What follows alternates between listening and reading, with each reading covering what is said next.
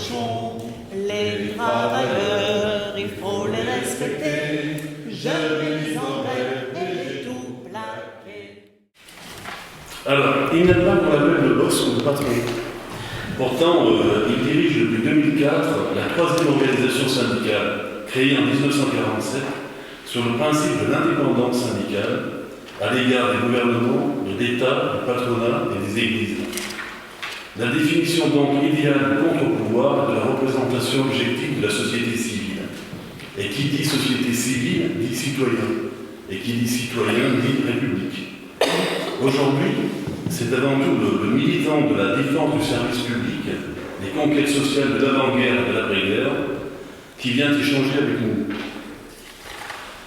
Signataire de l'ouvrage « Il faut sauver le service public » et acteur de la lutte contre la réforme du droit du travail, qui occupe notre pays déjà depuis plus d'un an, notre invité revient sur cette notion qui est placée au centre de la devise républicaine, c'est-à-dire l'égalité. Dans ce monde où les inégalités de revenus, de liberté et d'accès à un minimum de ressources vitales s'accroissent dans des proportions inquiétantes, dans ce monde où les plus riches ont plus de ressources que les pharaons d'Égypte ou les empereurs de Chine à leur temps, il est pour l'association Libre Esprit plus que temps de jeter les bases d'une nouvelle vision des rapports économiques et sociaux et de se demander si nous ne sommes pas déjà en train de vivre la fin de la République sociale. Donc je vous remercie d'accueillir Jean-Claude Maillet.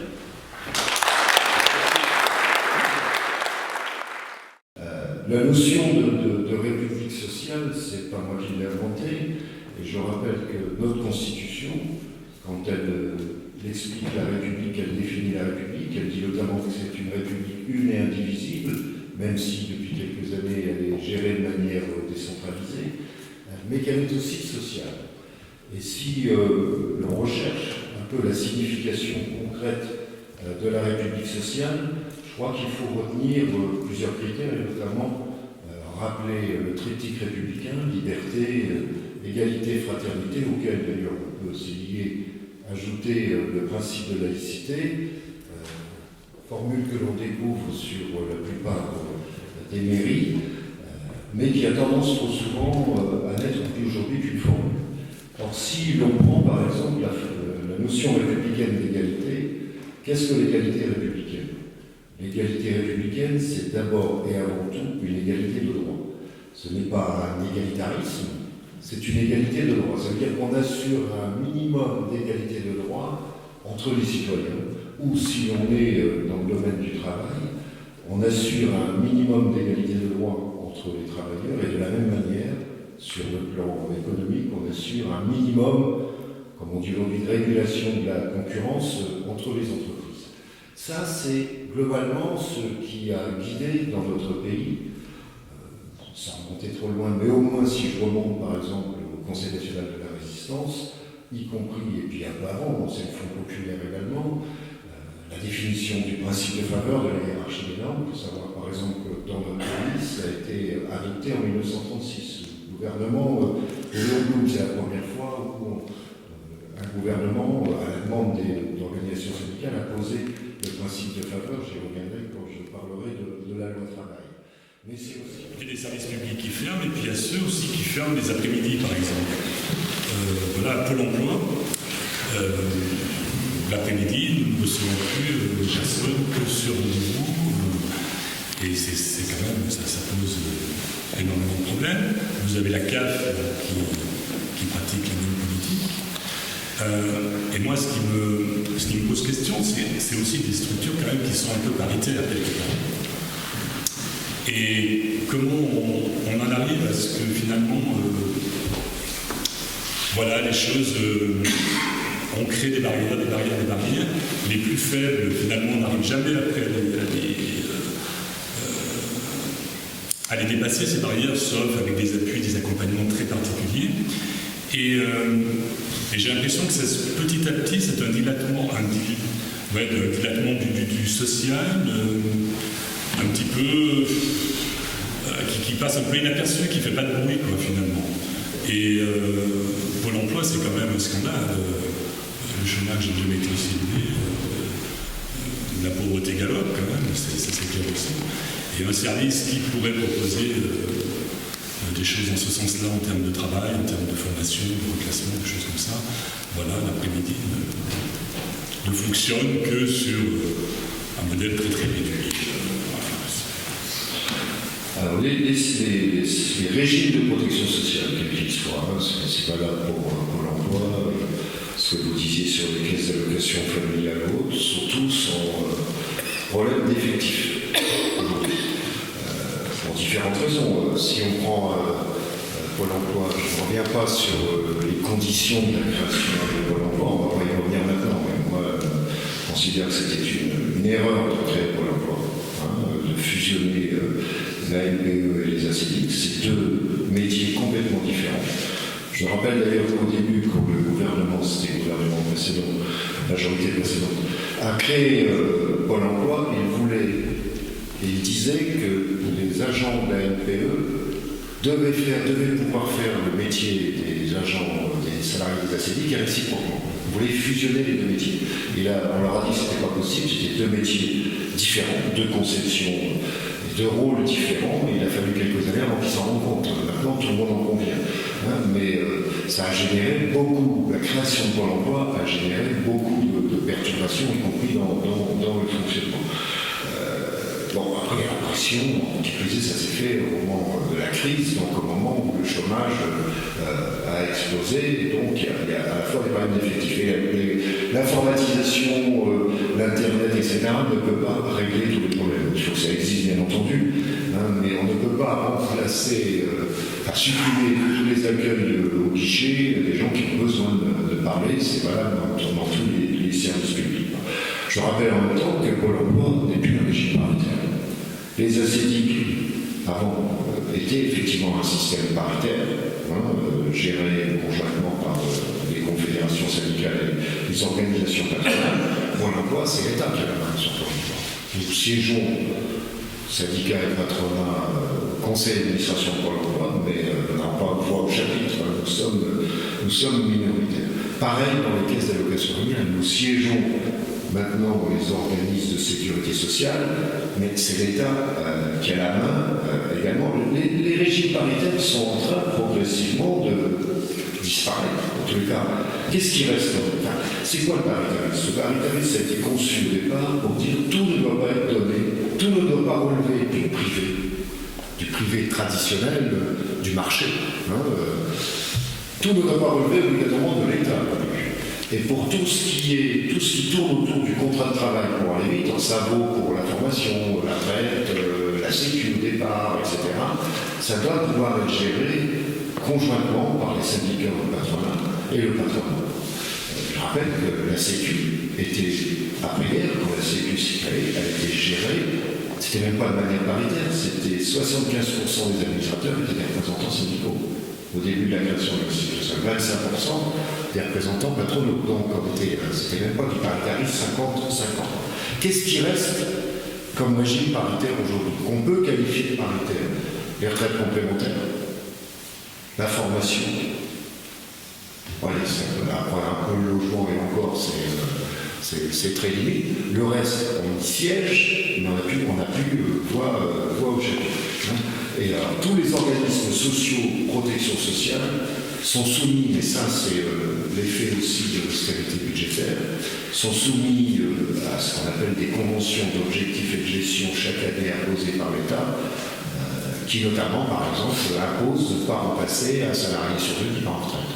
Voilà, quand vous avez un départ en retraite, il n'y en a qu'un qui est remplacé. Donc, à la fois, ça joue sur ce que vous dites sur les fermetures parfois, ça génère des retards dans le traitement des dossiers. Donc vous avez aussi parfois des caisses de sécurité sociale qui décident de fermer au public pour essayer de rattraper du retard. Ça existe de manière régulière, notamment ça existait dans les caisses de retraite, notamment CARSAT, certaines CARSAT ont fermé l'accès au public pour pouvoir essayer de récupérer tout le retard qu'ils avaient acquis. Mais je suis d'accord, l'accueil du public est indispensable pour un service public, même si parallèlement l'Internet se développe, etc. Mais d'abord, ça passe pas partout. La haute définition, etc. Le haut débit, ça ne passe pas partout. Tout le monde n'a pas obligatoirement ont accès à l'Internet. Et puis même, on peut avoir accès à l'Internet, on peut à un moment donné avoir besoin d'avoir un contact physique pour expliquer sa situation, etc. Donc, et ça vaut pour tous les services publics. Il n'y a pas longtemps, j'ai visité pas très loin, enfin quand je dis pas très loin, c'est en banlieue lyonnaise, sur les impôts par exemple. Les impôts ferment des centres et les regroupent régionalement.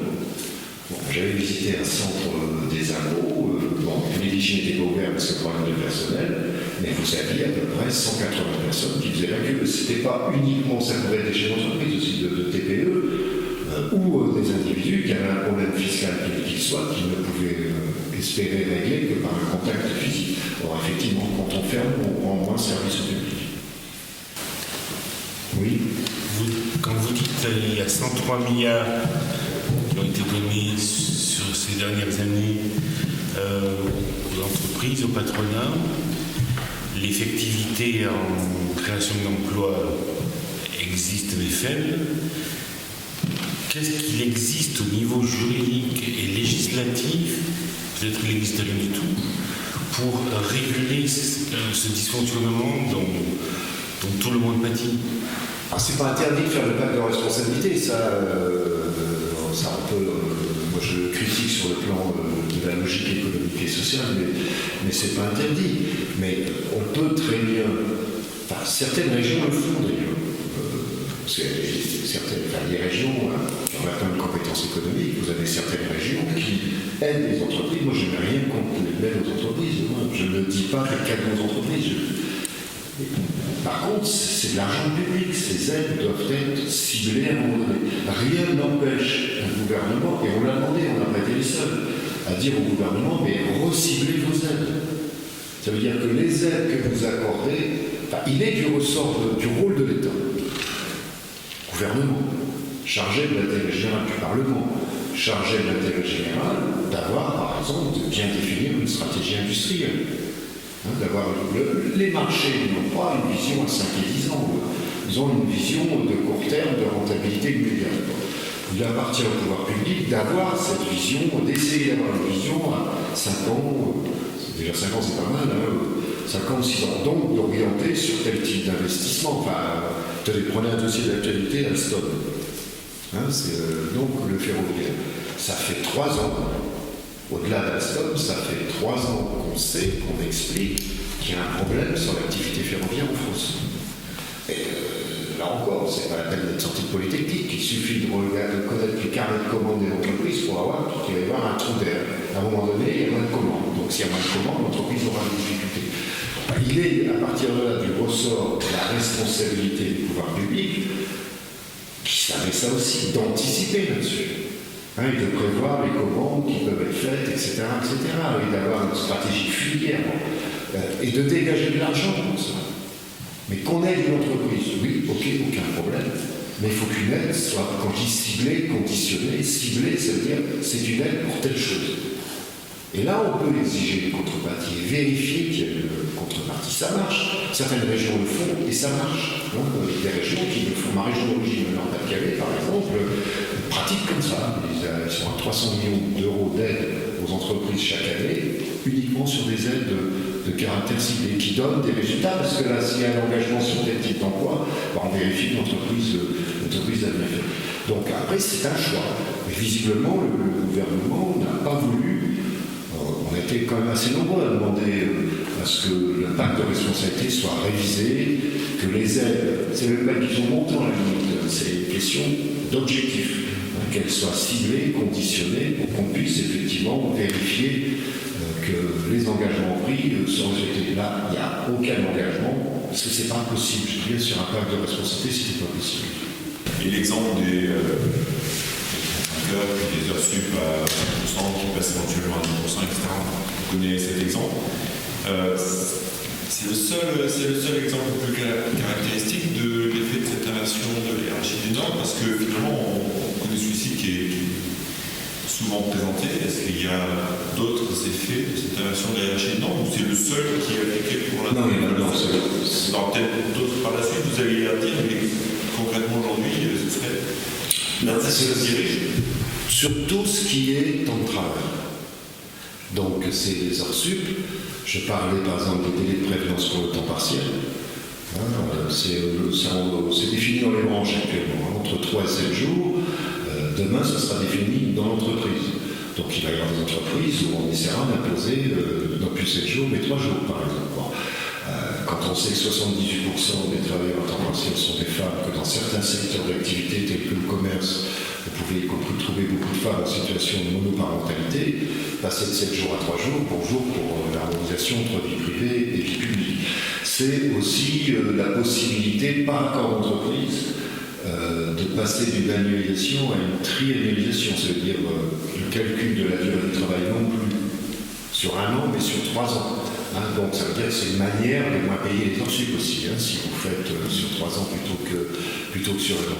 Certaines, les durées maximales de travail qui peuvent monter jusqu'à 46 heures, par accord d'entreprise par exemple. Alors ça existait aujourd'hui, mais là encore, il fallait un accord de branche, il fallait une décision, un accord de directeur du travail. Là on passe directement dans l'entreprise. Voilà, c'est tout ce qui est temps de travail au sens large, temps de travail, organisation du travail, etc. On renvoie ça à l'entreprise.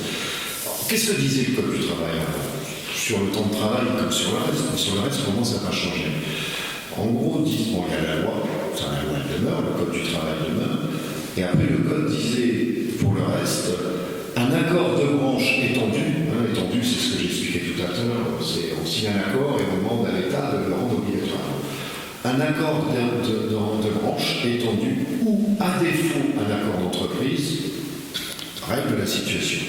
Ça veut dire qu'on donne priorité à l'accord de branche. S'il n'y a pas d'accord de branche, dans la branche, il n'y a aucun accord, effectivement, c'est dans l'entreprise qu'on négocie. Là, quand on dit inversé, c'est quoi maintenant? C'est un accord d'entreprise ou, à défaut, un accord de branche. Ça veut dire qu'on donne sur tout ce qui est temps de travail priorité à la négociation d'entreprise au détriment de la branche, sur tout ce qui est temps de travail.